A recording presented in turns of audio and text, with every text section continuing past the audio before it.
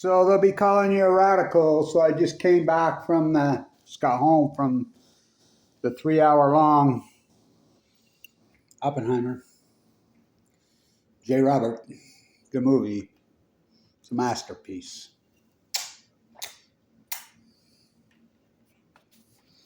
It is so good. Couple things. Number one, the whole nuclear physics, the whole biophysics, the whole biology, ecology. I don't eat, sleep, drink it my whole life. I literally sleep with it. I have the atom bomb disease. So, a few things. The movie. It's based on the book, and if you've never read the book, I highly recommend it. I've read that book, and that book's a masterpiece. So, it covers pretty well almost all bases.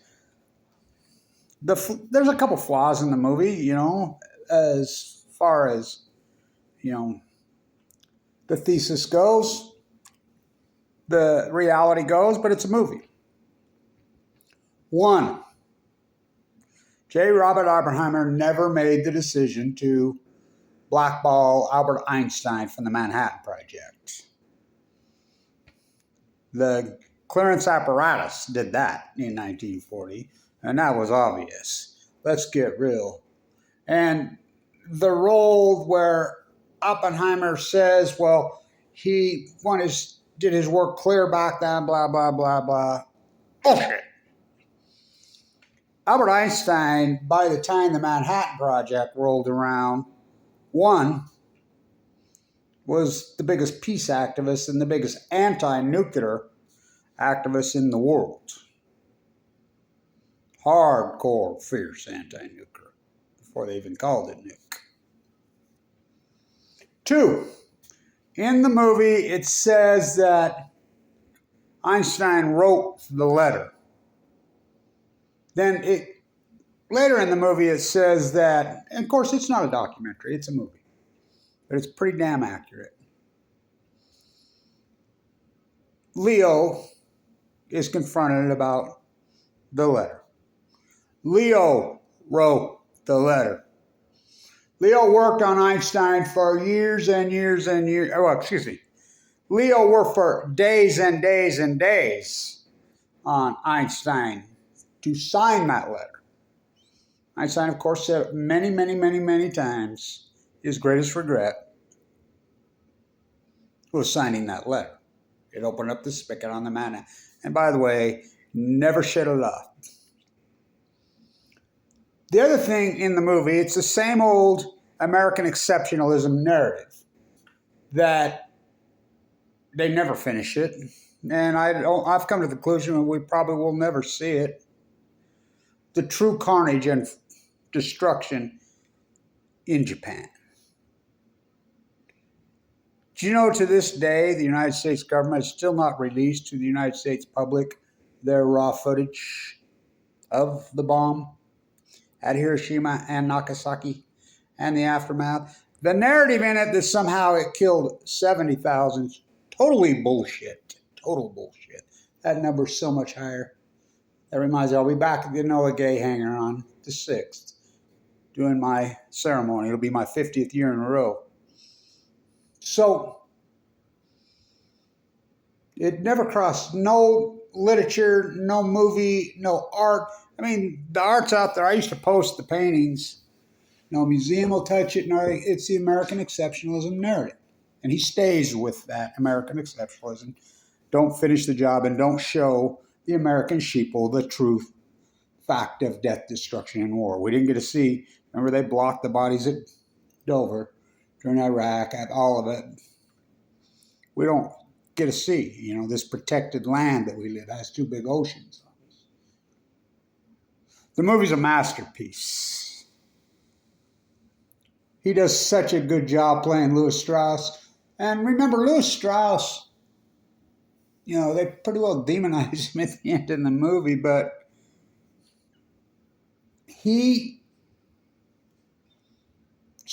he, for the whole end of his life, like all of them did, said that dropping that bomb was totally unnecessary.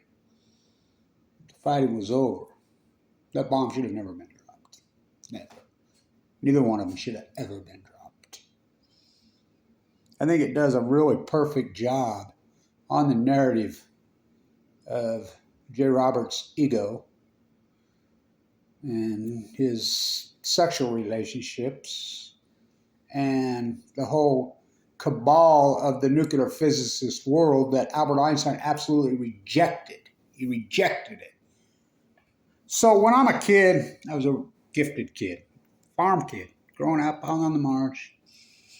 A lot of people thought I was autistic when I was little, but I was just one of those big brains. I don't know what you call it. So when I'm young, just living out on the marsh, San Diego and West Weber, Utah, I had some good teachers that identified my brain and kind of sent me on the path. My father had been nuked, drafted Marine, had been nuked in the Nevada test site. He started having massive seizures when I was 8 years old. I was already all over the nuclear thesis at a very, very young age. Really young age. And I had some, Olene Smith, Olene Walker, Olene Smith Walker. Her mother was my second grade teacher. Her auntie was my first grade teacher. And they were all over me. They knew. They identified what was going on with me, and had me interested. And I was already interested in nuclear physics and nuclear biology and ecology when I was 6, 7 years old. I was one of those. So as it goes on, they test us, 6th, 7th grade, blah, blah, blah, blah. I got into science world, and I had some good science teachers in Walkwest Junior High, 7th grade. Really good one. Miss Cole, she was shit. She was all over me. She says, "Oh my God, you're a baby Einstein," she used to say. And I was all over his philosophies. I was already very well read about Einstein's work. I'd read a lot of his books by the time I was, 10, 11 years old. I was into his work. And then, of course, as I got into junior high, fractal physics came along and Metalbron, and I was really into the fabric and the fractal physics. So I'm 15 fucking years old at Walkwest Junior High. I'm the artist. I'm the track kid. I run track, and I'm an athlete, but I drew the yearbook covers, the thing. I'm really a gifted young artist like my mom. And I was a happy kid, living on the landscape, doing my thing. Had a twin sister. They came to me. I had this counselor. I look back on it. Dude was a piece of work. He was highly intelligent. And he called me in one day. And he says, "Kevin, I'm going over your tests. There's some new tests they've been doing the last few years. And you've scored the highest in the state, maybe in the country." And I found out later I got a perfect score. It was a rhythm test.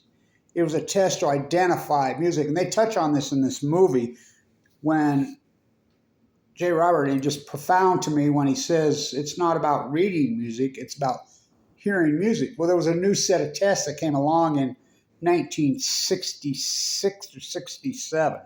I remember at West Weber Elementary, I was in the 6th grade, and I remember the old guy that administered the test to all the 5th and 6th graders. I was in 5th grade. So this counselor tells me, he says,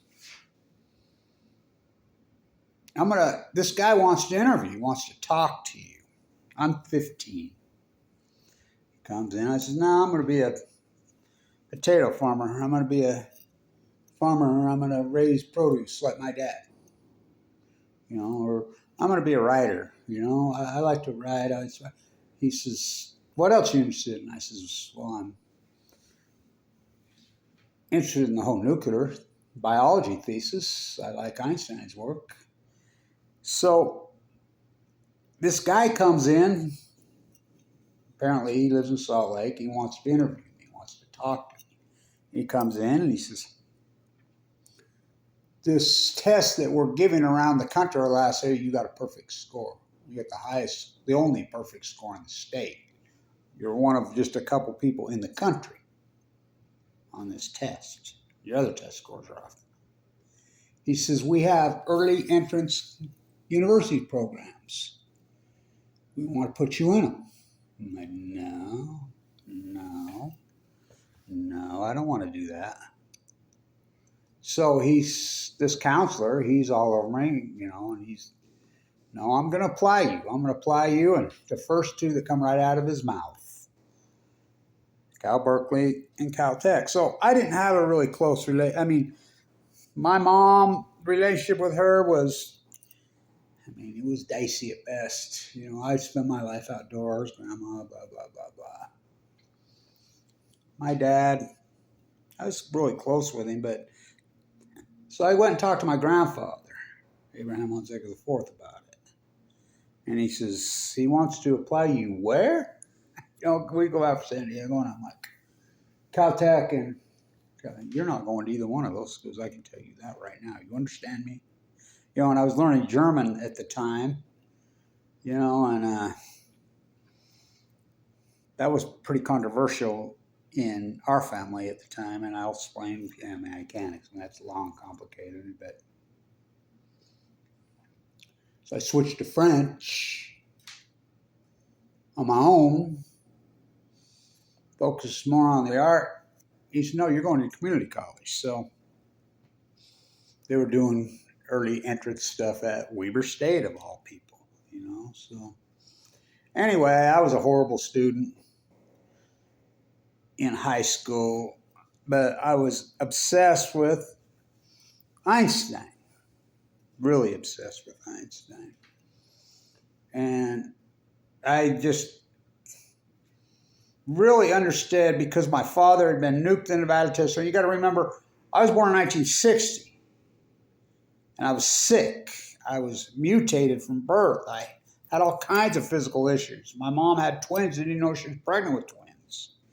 I was a preemie. I nearly died in birth, had all kinds of physical issues, but I overcame it through brand new cortisone getting shot up, and I was strong. I was physical. I was small, but really athletic and really strong.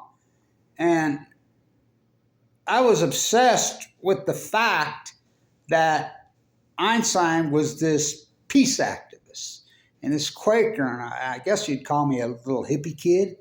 I remember my daughter says, this kid, she was friends with my youngest in high school, and she says, oh, he ran into his dad. His dad says, oh, you mean Blanch, that hippie kid? I wasn't a hippie. I call myself but I was all into that scene, the anti-nuclear scene, really into it. My father, the drafted Marine, nuked to death in Valchaz, the Senoff fight, the anti-nuclear fight. I was all in at a very, very young age. I was all in the anti-nuclear. And Einstein, the philosopher, Einstein, the peace activist. Einstein, I read his paper, Why Socialism, when I was real young. I was into these philosophies. I was into Oppenheimer's philosophy. I was into all this. And I learned, probably through Einstein, to reject it. And I did. I didn't go back to college till I was almost 30 years old, when I was started at 16. As in the biology, zoology, finance. It's called the honors program then. It was BIS. Fine art. But as my father started having seizures when I was 8 years old, and then I figured it out, my grandma had to talk with me about him being drafted and marched into the Nevada test site in Air Bless 1 and being a Jew, so I obsessed myself with it. And I understand who Louis Strauss, Edward Teller, these scumbags were. I mean, Teller really was influential on the nuking of the Marines, the 40,000 Marines that were human lab. My dad was the very first one. My uncle's Claude Blanch, the famous fighter pilot, the first shirt in Japan. That classified stuff that I used, those pictures, he's the one that gave it to me. So I knew he was Air Blast 1. He was the first one. He said in the middle of the night, he was drafted, combat ready for Korea, turned the boat around in the middle of the night, marched him into the freaking Nevada test site, nuked the living fuck out of him, woke up in a hospital in San Diego. I was all over this at a very young age, like 8. I've dug into everything I could find. So this movie really hits home to everything that I've read and been obsessed with my whole life, if you haven't noticed from my YouTube site. The anti-nuclear movement. Einstein. Again, the movie's a masterpiece. 3 things. I think it dives into J. Robert, his arrogance, all the nuclear physics, the arrogance of the bomb. The one thing, the movie kind of portrays Leslie Groves as being this intellectual integrity soul when he's really the opposite. Leslie Groves was no intellectual. Leslie Groves was no integrity giant, not even. I think it does an excellent job. Well, I think it does a really excellent job on Strauss. I think it does an excellent job on J. Robert. Excellent. The part that doesn't get taught about the Manhattan Project, of course, I'll be outwined over that part of it, is, of course, Joseph. He's the guy that invented the bomb. So he left in 1940, but it does touch on this. It touches on the movie, the one point that, Germans never had it. Why did the Germans not have it? Because Hitler was anti-Semitic. Come on, hello. And you know what Hitler called the nuclear? And they were all the physicists were Jewish, all of them. And so that's, it was really pretty common knowledge that Hitler was not interested in it. And J. Robert knew that. He knew that. They were told the communiques clear back in 42, 43. Baby never born, mother never pregnant. He was never interested. They didn't have it. J. Robert knew that. He knew that. He touches on this. Again, the book, I've read this book. I've read every book known to man ever written on this subject matter my whole life. Leslie Grove was no intellectual, no figure of integrity. In fact, he was probably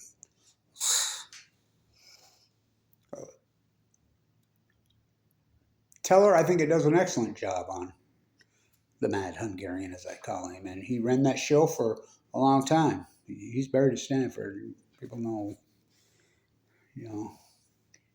he ran that show, wanted to nuke everything known to man. I think it does an excellent job on him. And her at the last end where she refused to shake his hand. She knew. I actually think she was, his wife, I've always thought that she was smarter than J. Robert. She was the shit. They do an excellent job with her. But they don't finish it's the American narrative. It's the American exceptionalism narrative. They don't show the carnage what happened in Japan. Why? Someday, maybe. To this day, we've never seen it. The 75th anniversary, I was out in Oregon hanging. My grandson got to go down the pole. Jim, blah, blah, blah, blah, blah. I'm out there every year. I got presented the folded paper crane from Sudoku.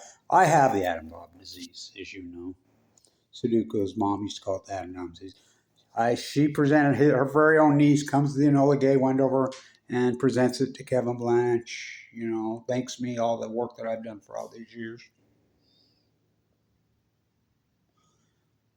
It doesn't go in and doesn't show us. That whole narrative that it killed 70,000 people or 110 is total bullshit. How many people died shortly thereafter of radiation sickness? How many people died there shortly after? All over the whole island. of leukemia. It's to do because Mom used to call it the atom bomb disease. It does even touch on, the Secretary of War Simpson saying, we went on our honeymoon. I'm glad it touched on that piece. That's an important piece. It's true. Well, the whole thing's true. All of it's true. Except for the fact that Einstein did not write the letter. Leo wrote the letter. Leo the Lizard, I call him. Doesn't do a lot on Fermi, but... And J. Robert surely did not make the decision to deny clearance to Albert Einstein. Albert Einstein got denied clearance in 1940. And long before that, Albert Einstein was the most fierce, he was the greatest peace activist, greatest anti-nuclear, including anti-nuclear energy, as this was evolving on the face of the earth. Of course they weren't letting him in. He didn't write that letter. And the DOE still puts it on their letter that his greatest regret, he said over and over and over, oh, sign that letter. I'll tell you an Einstein quote. Or an Einstein, well, there's lots of great Einstein quotes, Should have been a watchmaker. Wish I was a Quaker. Did it over, I'd be a plumber. I knew all that from the time I was a kid. So I rejected it all. And I picked up a hawk and trowel, and I became a grape plaster, and I had a great business, and my 9-man crew that we stayed together forever, and I did 10,000 jobs in this town, hands-on. I'm glad I did. Went back to college, messed around with college the whole time. I've been going to university since I was 16 off and on my whole life. So, I want people to get it. The movie's powerful. It's a masterpiece. It's excellent.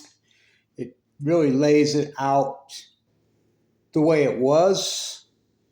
Again, the only thing that I don't like about it is it's still staying with that narrative that Einstein wrote that letter and J. Robert was making the choices who got into the Manhattan Project. Mine's the Post-Ignorance Project, which is asymmetric to the Manhattan Project. But the bottom line, the movie's a masterpiece. It mirrors the book. And the book's really one of the finest written on the whole Manhattan Project. The bomb should have never happened. And do I think that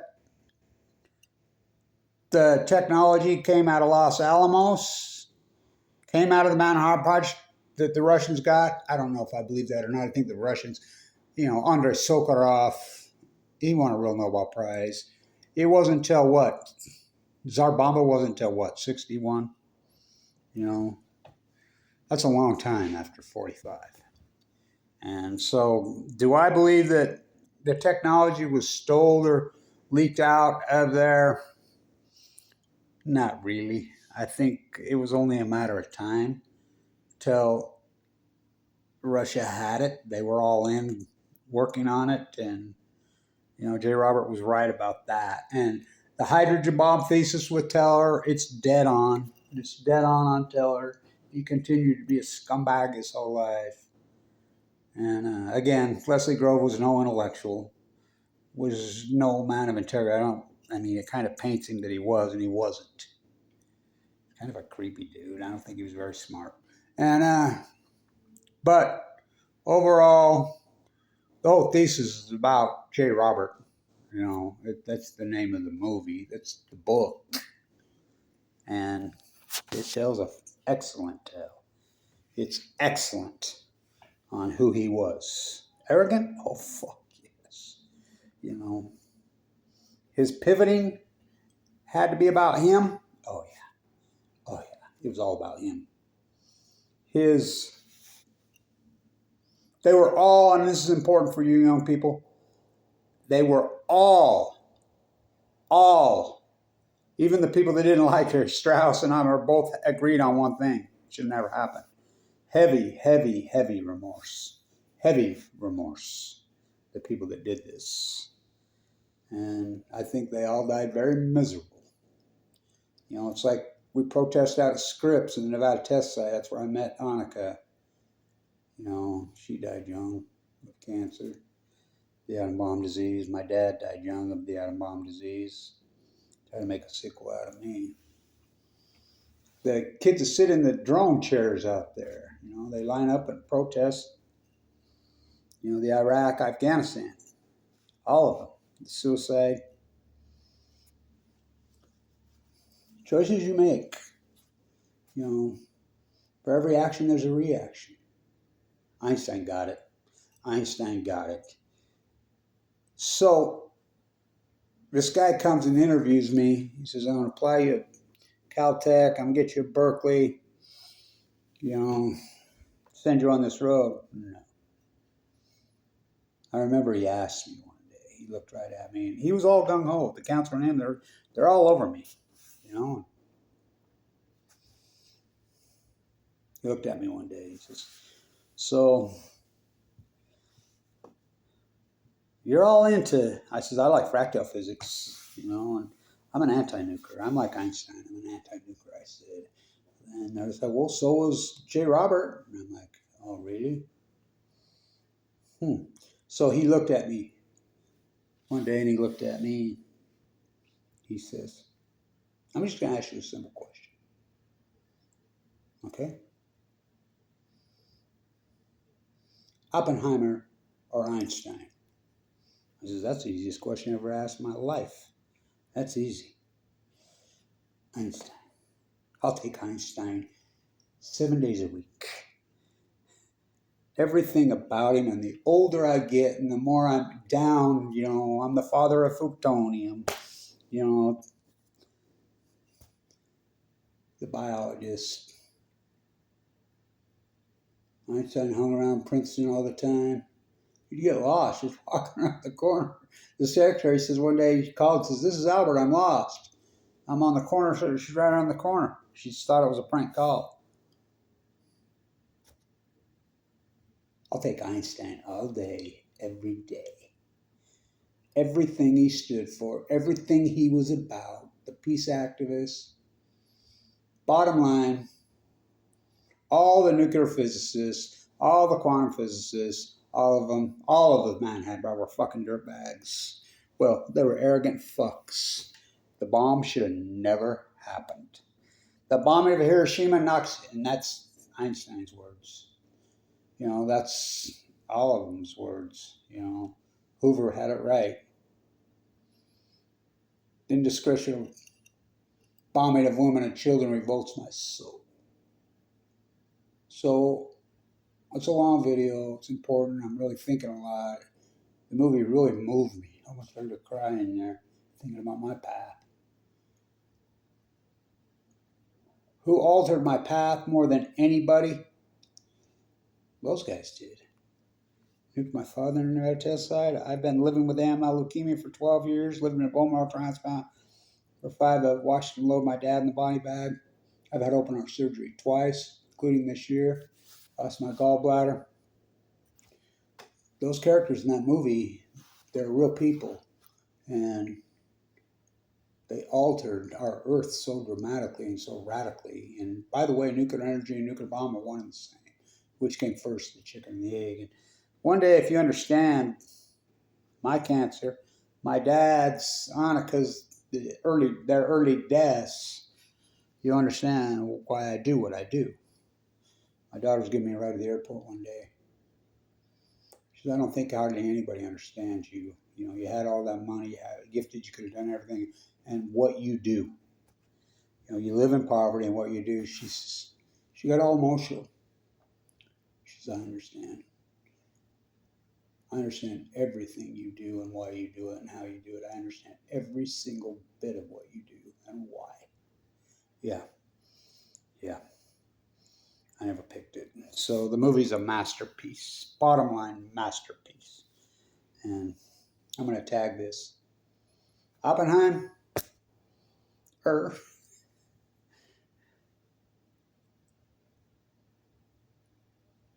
J. Robert or Albert. I'll take Albert every time. He never wrote that letter. Those bombs should have never happened. Never. Never. The only time they've been unleashed, and they're PKs, they're peacekeepers. What Tarzan until we get a bigger bomb, and he was a bigger. But we've had nothing but perpetual war since. Nothing but, went off to Afghanistan to kill the Taliban, went off to Iraq to get a big old sack, went off to Vietnam to kill the Viet Cong. How nice they invented ISIS. Let's make it in Ukraine. And we forgot about Korea. I mean, perpetual war machine. In the United States, again, the movie is American exceptionalism on Balco. It doesn't show the carnage in Japan and the death of the people who were indoctrinated and tricked by the emperor and the imperialists. They had them fooled. They were not going to surrender, but the fighting was over. That bloodbath that had gone on for so long was so evil that's what imperialism does. And we head back down the road of imperialism. J. Robert or Albert? I'll take Albert every time. Oppenheimer or Einstein? I'm an Einstein guy, and I think people are really misunderstood on Albert Einstein. Albert Einstein was a fierce peace activist. Anti-nuclear, hardcore anti-nuclear, including a hell of a way to boil water, hell of a way to boil a planet. Everything he said, all his hypotheses that I quote over and over and over, that I've used in my work over all these years, and you still deny his work. So again, the movie's a masterpiece. Albert Einstein never wrote that letter. Don't imply that he did. He signed it, and he wished he never. Leo wrote that letter. Of course, Joseph, who left the Manhattan Project in 1943. But maybe one day in my life before I'm dead, I told my grandson, you'll be glad you're at the 75th anniversary of the Enola Gay at Hiroshima and Nagasaki, which I do every year. I've never forgot. This will be my 50th year out there at the Manhattan Project, Wendover, Utah. Maybe on the 100th anniversary. Long video. But it moved me. And I mean, the whole movie is my world. It's my world from the time I was a little kid. And like I said, I don't eat, sleep, drink it. I sleep with it. I'll tag this. Oppenheimer or Einstein?